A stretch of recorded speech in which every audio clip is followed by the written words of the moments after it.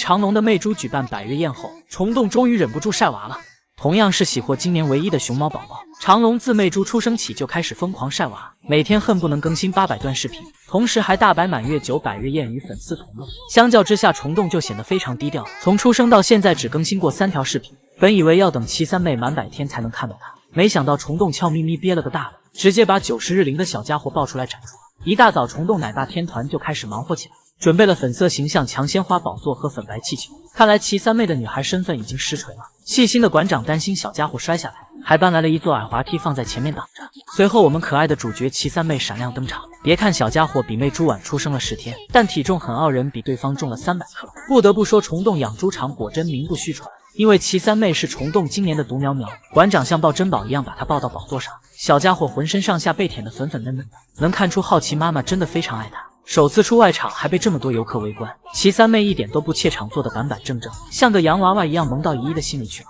就是说，这么可爱的仔仔送我一个怎么了？据说其三妹是好奇和蔓越莓的孩子，也就是于可玉爱同父异母的亲妹妹。好家伙，表妹不是表的而是亲的，这复杂的关系都快把 CPU 干烧了。因为重庆最近的气温还是比较高，见面会只举办了20分钟就匆匆结束。要是被芒小五知道其三妹的超高待遇，估计又得气到崩溃服输痛哭了。毕竟同样是虫洞独苗，同样首次展出，芒小五却没有鲜花气球做陪衬，有的只是一块木板和一张毛毯罢了。果真是没有对比就没有伤害。等到小五正式举办100天见面会时，虽然能看出虫洞花了不少心思，还准备了玩具球和熊猫宝宝的玩偶，但相较于其三妹嘎新的躺椅和滑梯，小五屁股下的祖传躺椅已经包浆了。对此他表示，怎么着我不配用新的吗？而当馆长把小五偷出来晒太阳时，直接摆上一块光秃秃的木板，连毛巾都没了。有时忘记反面，小五还得狗叫提醒对方，快来人，那熊小饼干要烤焦了。难怪小五用很短时间就学会了走路，原来不是为了回家，而是为了自保。不知其三妹的100天仪式又是何等场景呢？就让我们拭目以待吧。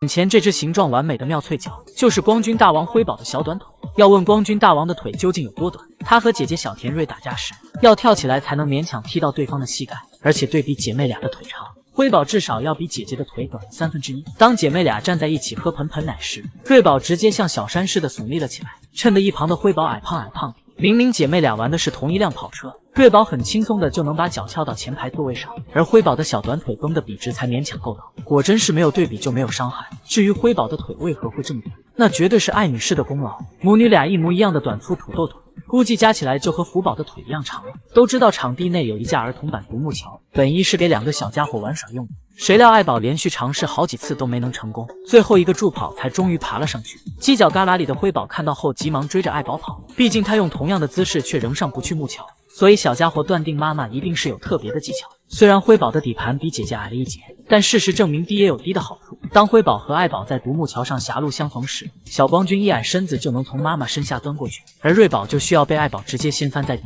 有次辉宝为了证明自己的腿不短，想从门口的高台阶爬上去，可谁料僵持了很久，依旧是扎根原地。听到宋3岁快要憋不住的笑声，辉宝有些尴尬的扭过头去，心想一定是早上没吃饱饭的缘故，等俺光君大王歇歇再来。好心的宋3岁为了让辉辉长出大长腿，每天勤勤恳恳的给小家伙做拉伸，辉啊爷爷给你抻抻就好了。不得不说老宋真是操碎了心，虽然辉宝表面看上去若无其事，悠哉的享受宋氏按摩服务，可实际上他也在费尽心思的想办法，直接把自己的毛裤提到了嘎吱窝。可见光君并非腿短，只是袜子短罢了。不得不说瑞辉姐妹真的是完美小熊，不仅在体型上集齐了高矮胖瘦4个特征，就连性格也集齐了宝家族的所有特点。瑞宝性格沉稳恬静，但不失活泼，是妈妈的贴心小棉袄，也是气得爱宝七窍生烟的废头子。而辉宝的性格更像福宝姐姐，甚至比福猪猪更调皮捣蛋。毕竟福宝只是偶尔会拔起一棵奶川树，光君大王直接吃掉主打以绝后患。虽然辉宝如今还吃不了竹子，但这并不妨碍他眼馋妈妈手里的，抢食的姿势和福宝一模一样。不得不说，爱宝是会生熊孩子的。同样的福宝，他足生了3个，就是未来带娃有够头疼的。熊猫林岩熊生有多励志，凭实力当选栾川旅游形象大使。首先恭喜我们胖岩成功上岸，这些苹果就是送给盐局的贺礼。洒家也想跟盐局一起进步。而在昨天举办的揭幕以及授牌仪式中，盐局被正式授予了形象大使的聘书，栾栋还特地展示了印有林岩形象的年卡，估计这是盐局最帅最端庄的一张照片了。有网友疑惑，为何林岩明明涉黄，为何还能通过政审成为形象大使？殊不知直播间被封只是意外，勤奋刻苦才是俺们胖岩的本质。要知道栾栋依山而建，位置太偏远，就连河南本地人都鲜少知道。但灵岩没有因待在深山老林里就自暴自弃，反而格外珍惜零星的几位游客，每天激情四射的营业，把快乐传递给人们。并且相较于花花、萌兰、飞云等明星熊猫，拥有车座子脸灵岩的起点并不高。他深知只有努力奋斗才能走到大众面前，于是勤学苦练，就算翻车也会面带笑容。虽然网上流传灵岩拿捏奶爸的视频，每个动作都在把饲养员往绝路上逼，但其实这小子是在跟奶爸相爱相杀，很多时候都是个温柔的暖心熊熊。当调皮的灵岩只顾玩耍不肯吃饭时，奶爸奶妈就会提着小桶拿着胡萝卜近身投喂。胖妍非但没有抗拒，还伸出小爪子点上了菜。这可爱的一幕萌的奶爸心都快化了。谁能想到灵岩都快4岁了还能近身投喂，也终于知道胖妍是如何从车座子脸逆袭成圆嘟嘟的大饼脸了，绝对跟奶爸奶妈的投喂脱不开关系。而面对游客，灵岩向来是有求必应，每天都在这一方天地里不厌其烦的整活，忙得团团转，连口饭都没时间吃，只能下了班摸黑对付2口。担心外面的游客一站得太累，胖妍就搬来椅子，并热情地趴在玻璃上贴贴。别的小熊困了直接躺下呼呼大睡，灵妍却特意躺在离游客不到1米的位置，面朝玻璃，让姨姨们能看到她睡觉的样子。也正是因为灵妍既能整活又宠粉，她在颜值当道的熊猫界杀出一条血路，每天来看望她的游客络绎不绝，为栾川当地经济发展做出了卓越贡献，甚至还吸引了某企业老总的注意。榜一大哥3分钟为灵妍怒刷3000万，用于改善动物们的生存环境，而这足以证明灵妍的吸金能力有多强。从家徒四壁到玩具排班，从搞笑谐星到栾川形象大使，这些都是我们盐局应得的。如此励志的小熊，谁又能不喜欢？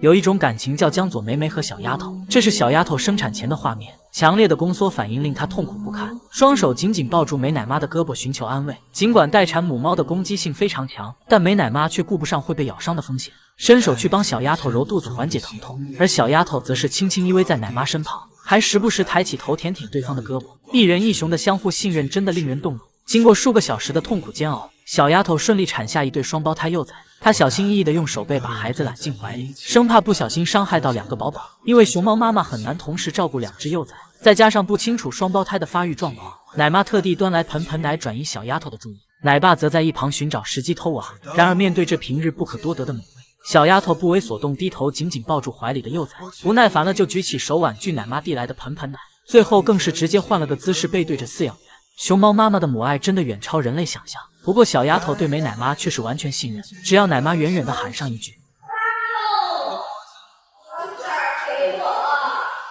小丫头就会乖乖转身把宝宝交给对方。